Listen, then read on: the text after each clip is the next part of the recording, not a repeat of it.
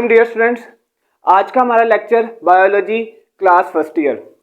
हमने बायोमोलिक्यूल्स वाला chapter start किया हुआ है। आज के इस लेक्चर में हम कार्बोहाइड्रेट्स के बारे में बात करेंगे। कार्बोहाइड्रेट्स की आज हम जनरल कैरेक्टरिस्टिक्स के बारे में डिस्कस करेंगे। फर्दर ऑन हम इसकी क्लासिफिकेशन के बारे में डिस्कस करेंगे।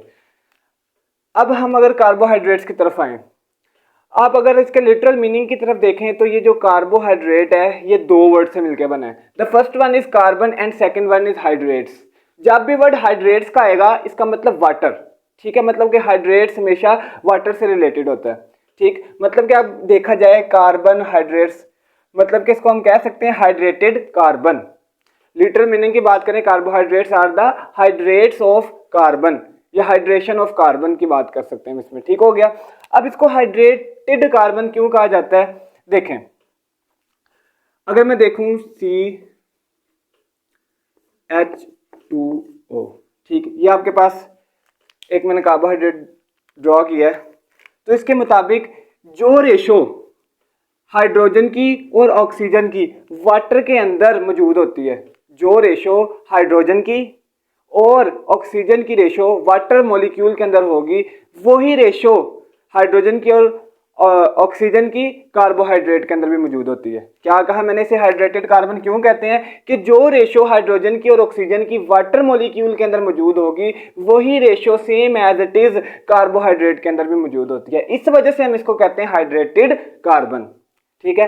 अब कार्बोहाइड्रेट देखा जाए उसके अंदर कौन कौन से एलिमेंट मौजूद होते हैं, कार्बन, हाइड्रोजन एंड ऑक्सीजन, ठीक। उसके बाद इसकी नेक्स्ट प्रॉपर्टी की अगर मैं बात कर लूं तो नेक्स्ट कैरेक्टर इसका क्या है, इसका हम जनरल फार्मूला देखते हैं।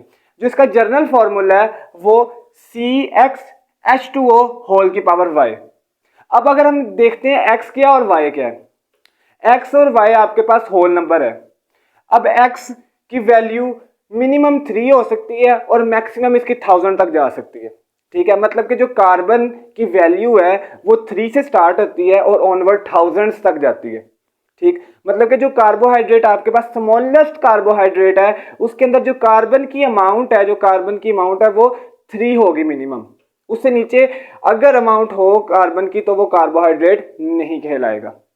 अगर मैं y की बात करूं, y की वैल्यू कितनी होगी, y की वैल्यू x के बराबर भी हो सकती है और x से डिफरेंट भी हो सकती है। अगर हम ग्लूकोज की बात करें, ग्लूकोज के अंदर आपके पास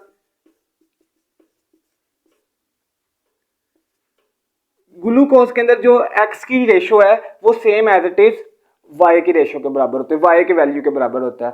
सुक्रोज की बात करें तो सुक्रोज के अंदर x और y की वैल्यू डिफरेंट होती है, ठीक। नेक्स्ट अगर मैं बात करूं इसकी केमिकल कॉम्पोजिशन के बारे में बात करूं, इसकी प्रॉपर जो डेफिनेशन है उसकी बात करूं, तो आपके पास जो केमिकल कॉम्पोजिशन है और इसकी जो प्रॉपर डेफिनेशन है वो आपके पास है पॉलीहाइड्रोक्सी एल्डिहाइड और केटोन, ठीक है। ये आपके पास क्या है, कार्बोहाइड्रेट के केमिकल प्रॉपर्टी, केमिकल फॉर्मेशन है। केमिकल फॉर्मेशन में 3 चीजें हैं। सबसे पहले पॉलीहाइड्रोक्सी, दूसरी एल्डिहाइड और केटोन, ठीक। पॉलीहाइड्रोक्सी से मुराद कि यहां पे कार्बोहाइड्रेट के पास मल्टीपल ग्रुप होंगे, हाइड्रोक्सल ग्रुप होंगे, ठीक है। एक चीज कि पॉली का मतलब मैनी, हाइड्रोक्सी मतलब के OH ग्रुप, ठीक। कार्बोहाइड्रेट के पास बहुत ज्यादा OH ग्रुप होंगे, मैनी, और साथ अल्डिहाइड ग्रुप होगा और कीटोन ग्रुप होगा। अगर मैं अल्डिहाइड ग्रुप की बात करूं तो आपके पास अल्डिहाइड ग्रुप है और ये आपके पास कीटोन ग्रुप है, ठीक है, कीटो ग्रुप। कार्बोहाइड्रेट की जो केमिकल कॉम्पोजिशन है उसमें हाइड्रोक्सल ग्रुप भी होंगे बहुत ज्यादा, या तो वो उसमें एल्डिहाइड होगा या कीटोन होगा। मतलब हम इसको एल्डो शुगर और कीटो शुगर जो कहते हैं, ठीक हो गया। जब तक एल्डिहाइड ग्रुप या कीटोन ग्रुप ना होगा, हाइड्रोक्सल ग्रुप ना होगा, तब तक ये कार्बोहाइड्रेट नहीं होगी, ठीक। ये आपके पास क्या हो गया। अब इसकी प्रॉपर डेफिनेशन की मैं बात करूं, carbohydrates are the polyhydroxy aldehyde और ketone which on hydrolysis yield aldehyde और कीटोन, ठीक है। स्मॉलर यूनिट ऑफ एल्डिहाइड और कीटोन, मैंने क्या कहा, विच ऑन हाइड्रोलाइसिस हाइड्रोलाइसिस किसे कहते हैं कि वाटर की मौजूदगी में ब्रेक डाउन करवाना। अब आपके पास कार्बोहाइड्रेट है, लार्ज मॉलिक्यूल है कार्बोहाइड्रेट का, उसकी हमने क्या करवानी है, ब्रेक डाउन करवानी है। ब्रेक डाउन हम करवाएंगे वाटर की मौजूदगी में, in the presence of water. और ये आपके पास कार्बोहाइड्रेट जो यील्ड आएगी, आपके पास जो रिजल्ट आएगा वो क्या आएगा, small unit of polyhydroxy aldehyde और कीटोन। ठीक है, वो हाइड्रोलाइसिस होने पर भी स्मॉल यूनिट प्रोड्यूस करे किसके, कार्बोहाइड्रेट एल्डिहाइड और कीटोन के। ये आपके पास थी केमिकल कॉम्पोजिशन या केमिकल फॉर इसको कह सकते हैं डेफिनेशन जो इसकी प्रॉपर है।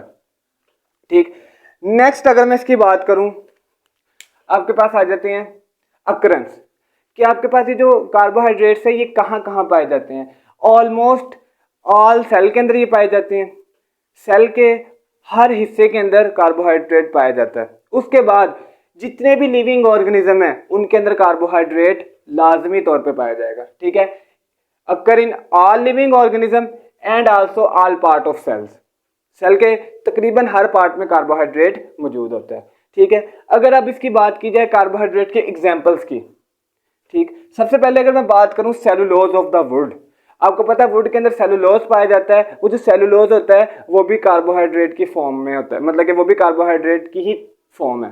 ठीक है, cellulose is the form of carbohydrate. उसके बाद पेपर के अंदर भी कार्बोहाइड्रेट पाया जाता है, कॉटन के अंदर भी कार्बोहाइड्रेट पाया जाता है। नेक्स्ट अगर स्टार्च की बात करें, ठीक, स्टार्च भी आपके पास कार्बोहाइड्रेट की ही एक फॉर्म है।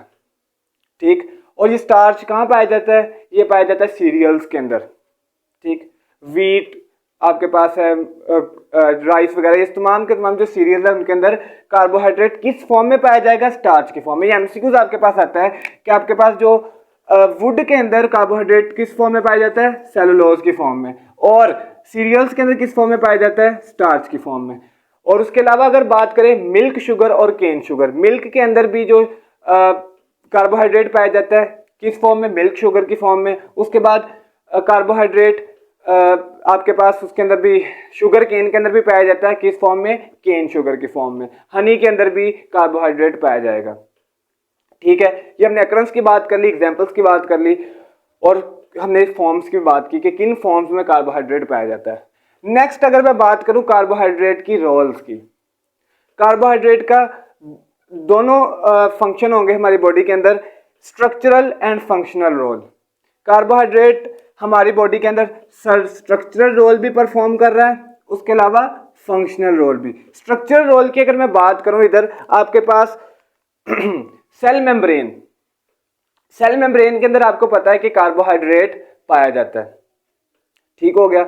उसके बाद अगर मैं बात करूं सेल वॉल, सेल वॉल के अंदर भी पाया जाएगा पेप्टाइडोग्लाइकन। अब जो अगर पेप्टाइड जो ग्रुप, ये आपके पास अमाइनो एसिड से रिलेटेड है, और जो ग्लाइकोजन है, ये जो ग्लाइकॉन है, ये क्या आपके पास कार्बोहाइड्रेट है। ठीक है, मतलब कि सेल वॉल के अंदर भी पाया जाएगा, और उसके अलावा सेल मेम्ब्रेन के अंदर भी कार्बोहाइड्रेट पाई जाती है।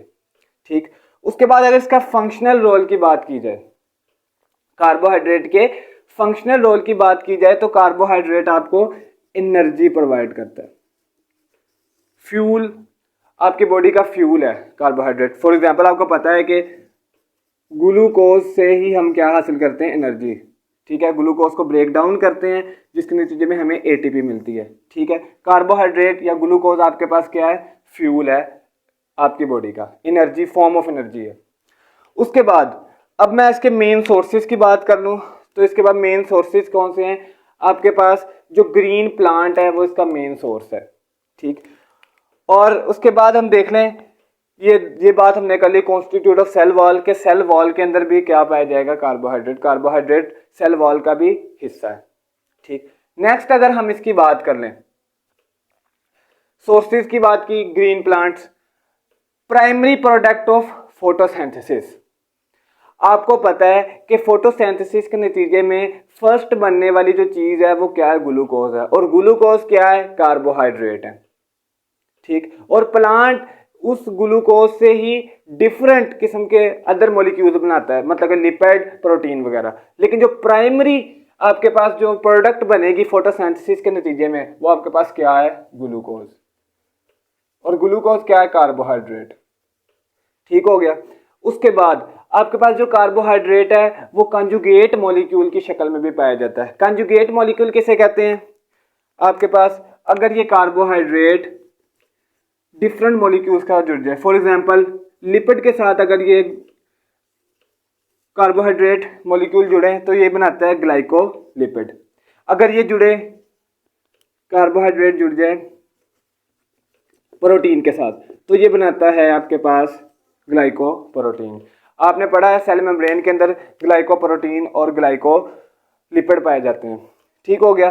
जो लास्ट हमने बात पढ़नी है, structural role in extra cellular matrix of animal and bacteria. मतलब कि जो extra cellular matrix, cell membrane की बात की जाए, सेल मेम्ब्रेन के अंदर भी ये जो आपके पास ग्लाइकोप्रोटीन और ग्लाइकोलिपिड पाए जाते हैं। ठीक हो गया। ये यहाँ तक था आपका